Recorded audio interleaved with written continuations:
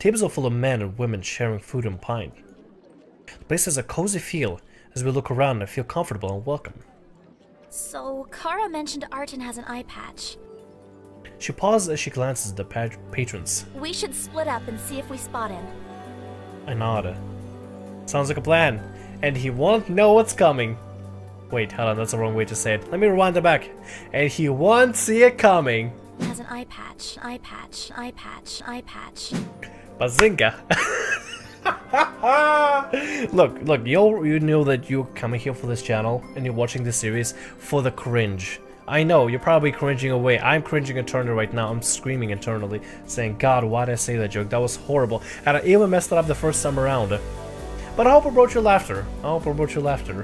Accidental cringe, we'll call it.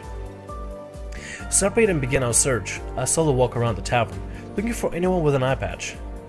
As I begin to lose hope that he is here, I spot a man sitting alone. He's scribbling furiously in a notebook. More importantly, an eye patch covers one eye. Finally, a lead. Hurry over to him. As I get close, I notice he's drawing a map.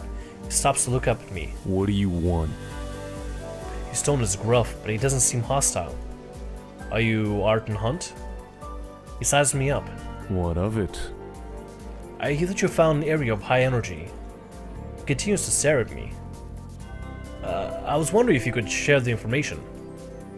He waves a hand dismissively. It's not something to be shared. I can pay you for it. He frowns. You can't just buy the experience of discovery. Coins are merely a construct of human greed, and you need to absolve yourself of materialistic reliance to transcend. Whatever that means. Will you at least tell me where it is? He glares at me. I'd like to get back to my work, and you're taking up my time. Taps his pen impatiently on a table. Do you mind? It looks like I've annoyed the guy. I doubt he'll say anything now. Thanks anyway. Leave the man alone and search for Liana instead. I'll find her with the rest of the party and approach them. Arton wasn't at the other tavern, but we heard that he's here. He is. Everyone turns to face me. Did you find him? I nod. Yeah, he's back there. I point to the back tables. But it seems like he's not the sharing type. I even offered to pay and he still refused to talk. Liana's face falls and Amelia and Zach seem discouraged. Only Kara remains optimistic. Great, you've done the hard work for us. Zach stares at her. Did you just miss the part about how that guy won't talk even for money? Finding the target is the difficult part. Getting information out of him is just a matter of being tactful. Kara winks. Zach cracks his knuckles and grins. I get you. We're finally on the same page. Wait, what? Are they gonna intimidate the guy? I didn't mean beat the information out of him. Okay, good. Zach frowns. You just have to give him an appealing reason to loosen his lips. A fist in the face is a pretty appealing reason. I mean, if Zach is down for it, I don't think we should go at the guy with the violence, but I mean, if you look the other way and Zach just quickly comes and intimidates the guy real quick, not intimidates, sorry, not intimidates, profusely persuades him to, and convinces him in a very violent manner to, give us the info, then, I mean, I will look the other way. That sounds horrible, but I mean, if he's up to it. Are you proposing to exploit his humanistic need to procreate with an attractive mate as a guise to extract the needed information? Or that. If you mean flirt with him to find out what we need to know, then yes. Oh. What a cunning method. I approve. We'll stare at Amelia. You do? She nods. That was unexpected. Who shall be executing this plan? Liana, Amelia, and Kara. I think we'll just let Kara take care of it. Are you up for the job, Kara? Kara grins. I thought you'd never ask. She heads towards the target, swaying her hips alluringly. Liana looks on with amazement. She turned it on just like that? Seems like she's not the only thing turned on. Wow. I shift my attention to Zach, who is very obviously stares at Kara's derriere. Oh my god. Zach! Zach steps back to reality. His face flushes when he notices all of us looking. Liana, just leave the guy alone, okay? Leave the guy alone. What? I wasn't staring. No accusation was made, yet your defensive disposition is quite revealing of your intent. Zach coughs and crosses his arms as he looks away. You're thinking too much into this. We watch Kara work her magic. She engages Arten, and at one point even gets him to laugh. She scoots closer to him and rests a hand on his arm. Things seem to be going well. As the conversation continues, Arten suddenly shakes his head and dismisses Kara. She tries to laugh off the dismissal or re-engage him in conversation, but looks back down his page and continues drawing. Still stunned, she slowly makes her way back to us. I don't understand. Her eyes glaze over in disbelief. It would appear Kara was unsuccessful.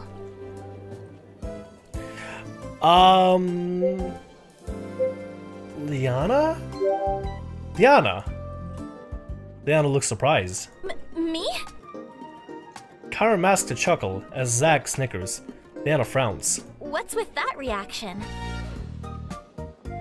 Kara smiles. Oh, don't get me wrong, you're cute, but I'm not sure you've got the personality needed for this type of thing. Liana frowns. The reason I'm asking Liana to do it is because Amelia is kind of young and she's robotic, so I feel like she would have a horrible time convincing anybody to do anything. And what's that supposed to mean? You're a bit shy. I can be plenty forward. Kara and Zach burst out laughing. As if you fared any better. Kara's smile drops. It's always worked before. Liana looks at Amelia. You think I can do it, right? Amelia studies Liana. I must admit that your propriety does not lend well to the suggestion that you could entice the desired sexual attention. Damn. Liana crosses her arms and pouts. Even you, Amelia? Aw, okay. How about you show one of us what you've got? If you're successful, you can try. Fine. Kara points to me. There's your target. What are you going to do? Liana's cheeks tinge slightly as she meets my eyes. I have a strange feeling in my stomach. Takes a deep breath to gather up thoughts, then flashes me a determined look. She oversways her hips as she walks over to me. The movement is too exaggerated and it makes her look like she doesn't know how to walk. Oh boy, alright, let's see where this goes. Oh, She stammers as she tries to speak, almost as if the words elude her. Hey there, sailor. Oh my god! Oh my god! I look at her blankly. What? What? Hi? Despite having an attractive figure and aesthetically pleasing features, it is now abundantly clear why Liana has been unable to acquire a companion. Hey there, sailor. God damn it, Liana. Amelia! At this rate, the only companion she'll be acquiring is a house full of cats. Oh god. Damn. Zach nods in agreement. You guys are so mean. Liana pouts.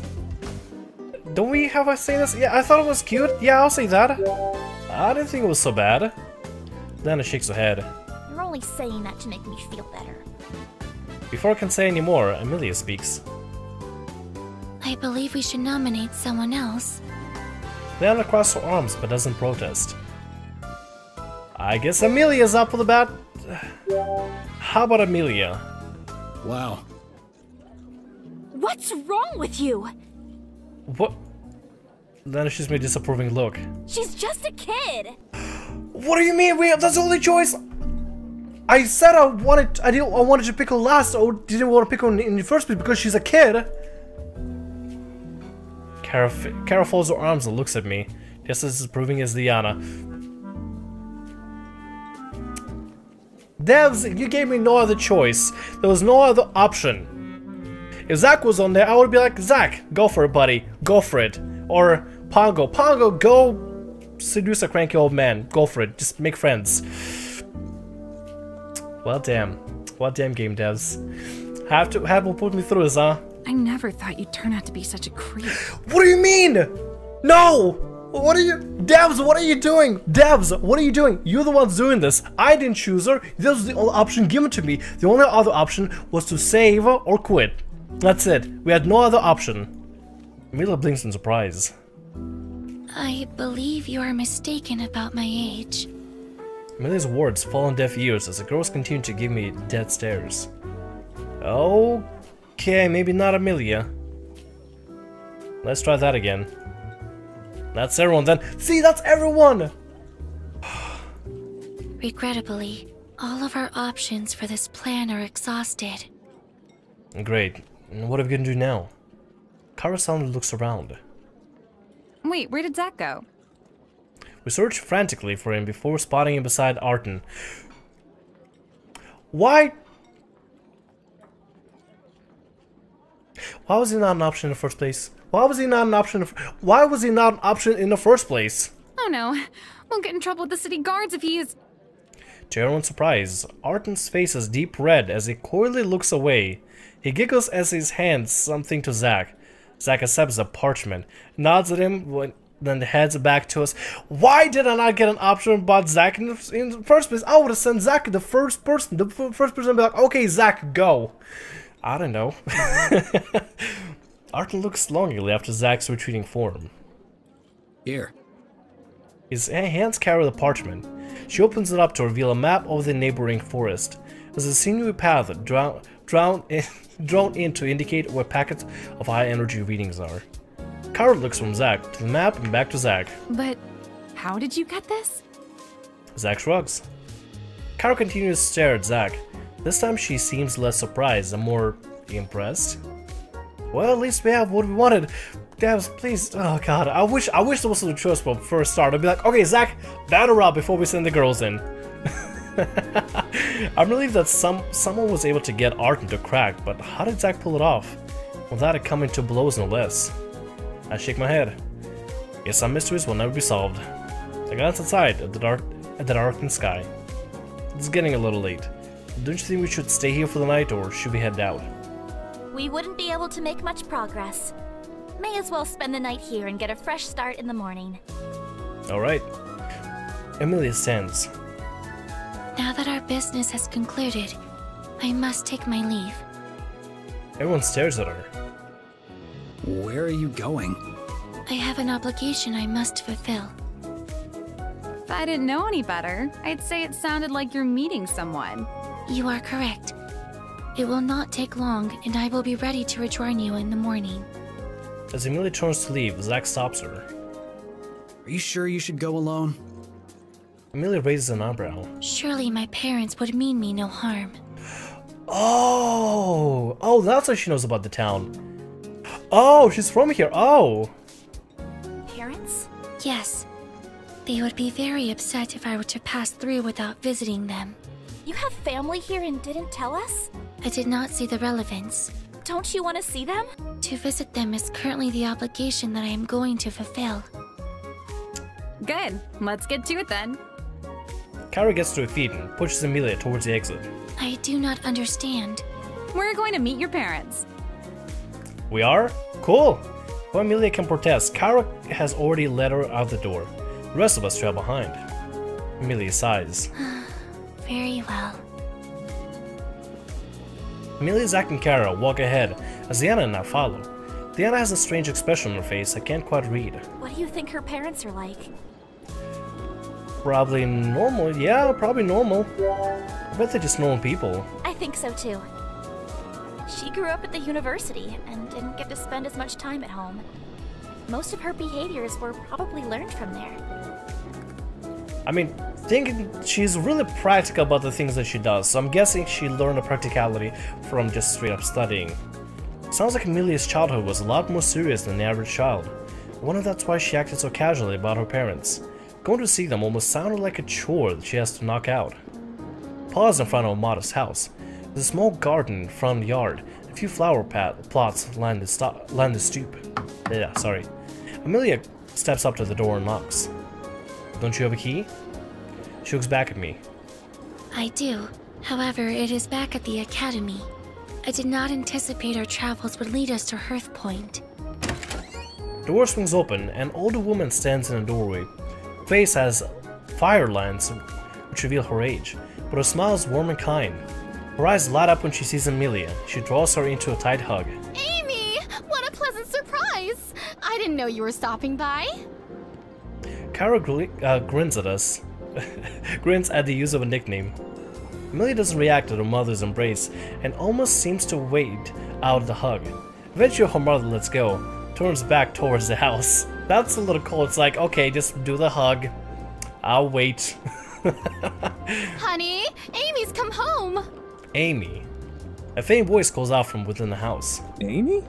Be right there. Her mom turns back to Amelia and hugs her again. Oh, we missed you so much. Lone parents. At least mom.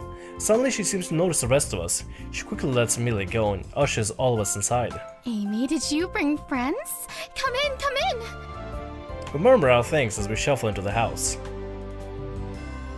Nice! You know what? I like this. Like this visual, I really like. In the beginning, in the city of in the Magic City, in the Magic Academy, everything seems to be a little bit over exaggerated with the crystals and stuff, very crystal based.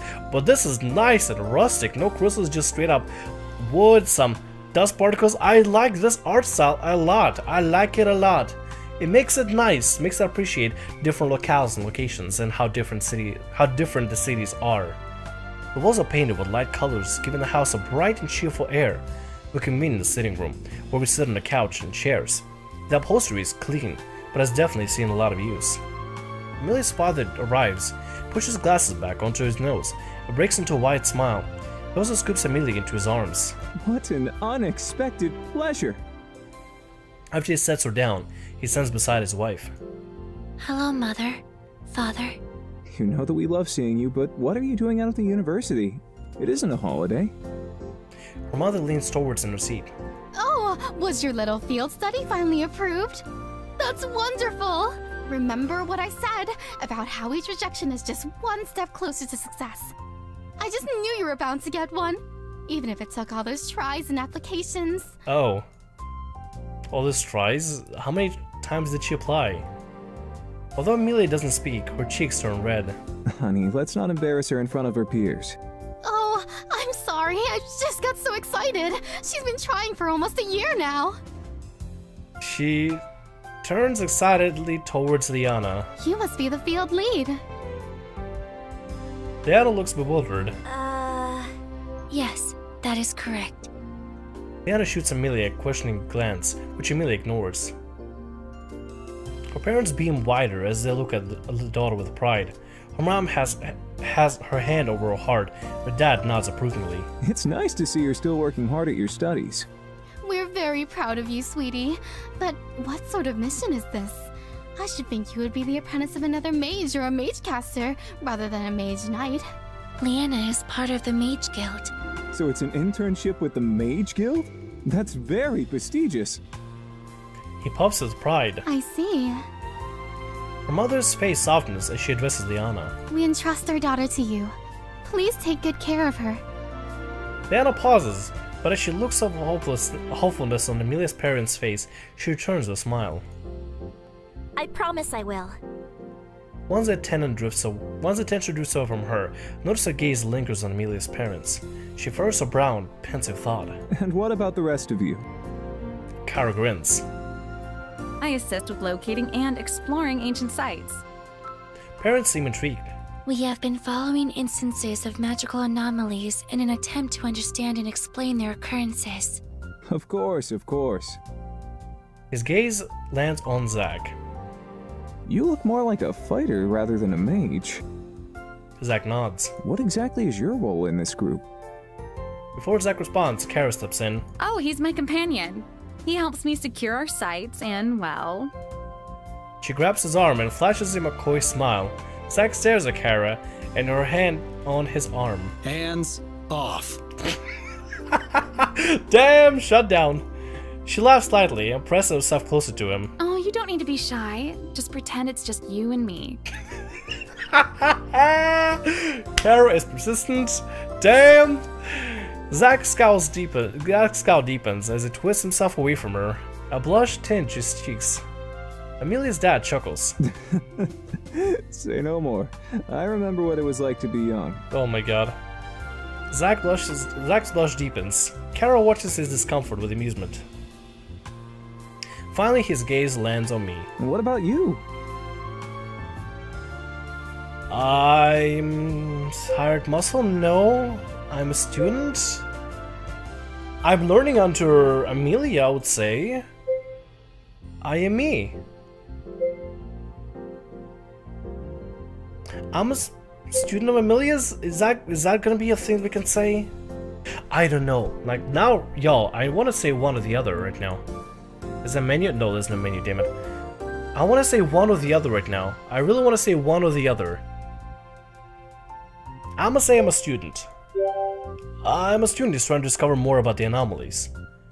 That's technically not a lie. Her parents nod. Amy, will you and your friends stay for dinner? We would not wish to impose upon you any further. We can return to the inn. The inn? Oh, nonsense. You can all stay here for the night. We certainly have enough room. Yes, we insist. I'll get started on dinner and afterwards you can all relax. Come with me, Amy. If that is what you wish. Amelia obliges as they start toward the kitchen. That's wonderful. It's so nice to have you home. And we never get to meet any of your friends. In fact, you're all the first one she's brought home. Well then. Really? Kara glances sideways at Amelia, who remains stoic. I hope she's not giving you any trouble. She's always been a bit hot-blooded. Amelia? Hot-blooded? It's time we all look at Amelia. Are you sure we're talking about the same person? She laughs at the two of them as the two of them head into the kitchen. Amelia looks as stoic as ever. We continue to chat as we wait for dinner to be ready. Our father is enthusiastic and shares fun facts about the town. He's a tailor and offers to patch up any clothes for us. Dinner is a simple but delicious meal, and we all clean our plates. Amelia's mom seems pleased. Would anyone care for seconds? Both Liana and Zach take a second helping. Liana piles her plate up with food until it's even fuller than Zach's plate. As she digs in, Kara watches enviously. Where does it all go? She looks at Kara questioningly. You have such a healthy appetite, yet you're still so slim. This has the potential to go horribly wrong. Contrary to my fears, Liana smiles coyly. Oh, you think so? I'm just lucky, I guess. Rather than luck, I would attribute it to the constant wind resistance you admit during your travels and activities. Liana looks surprised and nervous. What? Amelia raises an eyebrow. I can detect a constant energy utilization from your manipulator, which is creating wind friction. Liana's interrupts with loud laughter, but her face is bright red. You're thinking way too much into this, Amelia. It's probably just, magic residue you're detecting. Oh, so she eats a lot, and she uses the wind to build resistance on herself, so she literally walks it off. Whatever the girl wants to do, go for it. Power to her. It's gonna make her a strong runner at that point. Amelia gives Liana an unimpressed look, as if to say that was the silliest excuse she heard. That's smart, do me, I'll do it, do me? Yeah, do me. Yeah, I'll do the weight resistance thing. Catch Liana's eyes and whisper, "Hey, can you wind resistance magic help? Can you wind resistance magic me too?" It's just residue. Okay, just residue. Gotcha. Kara smiles. So that's your secret. Liana nervously picks at her food. Anyway, this is really, really good. What is it? With a change in subject, the mood relaxes and the conversation naturally flows. Zach and Amelia's dad found a common interest. Although he's a tailor, he takes a special interest in restoring weapons. Actually, weapons are a specialty of mine too. Your dischargers, I did notice that. They're a bit unusual, aren't they? I haven't seen too many with those types of crystals. It served me well. Amelia's dad pauses as he observes Zach. Come on, son, lighten up a bit. No need to be so formal here. Why don't you try cracking a smile? You don't have to look so doom and gloom all the time. I'm not sure, Dad, I'm not sure if you know, but this is just part of his character. He is the angsty, I won't say protagonist, but he's not a real protagonist. I mean, I guess he... No, we're the protagonist, I guess. He's just an angsty party member that's really gloom and doom and broody. Zack merely stares at him until Kara elbows him. Oh, come on, companion. You don't want to be rude, do you? Especially after you've already helped yourself to this delicious meal. Twice. Zack sighs in resignation. He pauses and seems to collect himself. Kara watches amused at his display. Taking a few long breaths, he looks up with determination. Reluctantly, he curls up his corners of his lips and exposes his teeth in an awkward grimace smile hybrid. His eyes almost seem to be calling for help, as if holding the smile is causing him pain. Well then, I feel bad for the guy. Everyone recoils from his look. Except for Kara, who blushes. Oh wow, that's really hot. The poor guy's in pain, please, just leave him alone. We'll exchange confused glances as Zack drops his smile. Kara leans over to him and lowers her voice. I hope we get to see that again. Soon. Damn, Kara is really onto him. We'll look at each other in confusion. Well then, that was certainly interesting. Yeah. A group laughs at the conversation as the conversation falls again. Kara enjoys every minute of the night, chatting amicably with Amelia's mother. Diana stayed quiet and spent most of her time with just observing. Although she had a smile on her face, it seemed like there was something else on her mind. Amelia didn't talk much, preferring to let her parents do all the talking, but she seemed very comfortable and relaxed. You could tell that even though they don't get to see each other very often, they have a good relationship. Once dinner was over, Amelia's parents insist on washing up and ask Amelia to show us to our rooms. She leads us to the back of the house, where there are 2 rooms, and pauses in front of the first door. This is my childhood room. We 3 will share this room. She points to the door down the hall. That is the spare room. You 2 may stay there. Are you certain it's alright for us to stay tonight? I don't want to cause any trouble for your parents. They've already been so accommodating. My parents are quite happy to receive guests. It would be an insult to refuse their invitation. Okay. I mean, they're offering. Diana seems uncertain, but Kara throws her arm around her affectionately.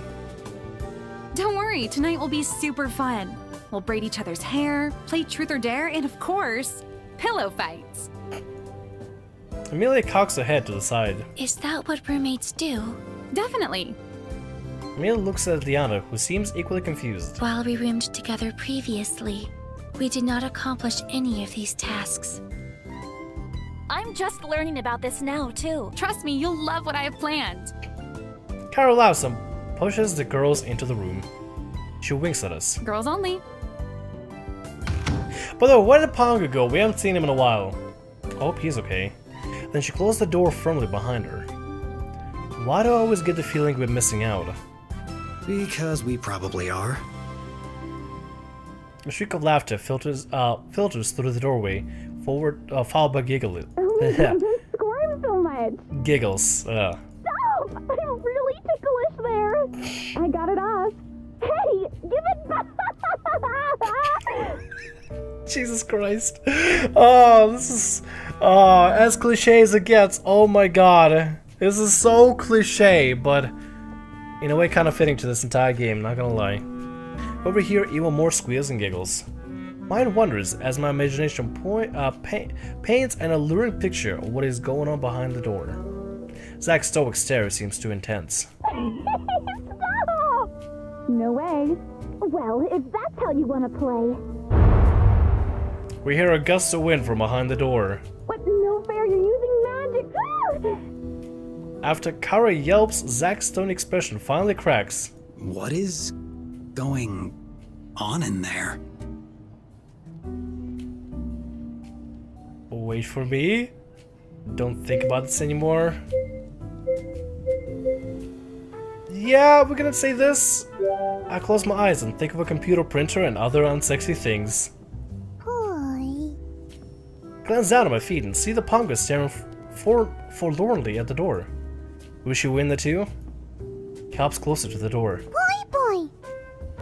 When no one lets him in, he lowers his head. Oi. I'm sorry, buddy, but it's girls only tonight. As if on cue, the door cracks open. Amelia's pigtails peek out as she reaches for the pongo. There you are. You are needed for science. What kind of science? Poi. Last thing I see is the pongo's white grin as the door slams shut behind him. Zack sighs. Let's just go. What kind of science? I'm still very confused. What Amelia means by science with pongo? Probably best not to question. Some things are best not to just question at all whatsoever at this point. Zack heads into the room and I follow. We mill about the room awkwardly, and so I can hear the second tick by. Feels a lot less exciting than the other rooms.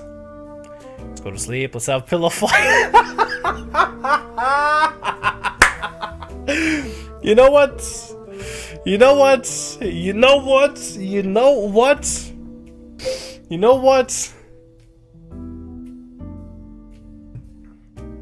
You know what? Me and Zack have not had a lot of bonding time. Fuck it, we'll go for it. Oh, it's gonna be the cringiest thing ever. We don't need them, we can have our own pillow fights. I grab the pillow off the bed and heartily whack Zack with it. Zack stares at me and crosses his arms. Try another half-hearted whack, but Zack just continues his unwavering stare. Yeah, never mind. We'll get ready for bed instead. There you go. Gotta make it a little interesting. As I crawl into bed, I count the seconds before exhaustion finally hits me and I fall asleep.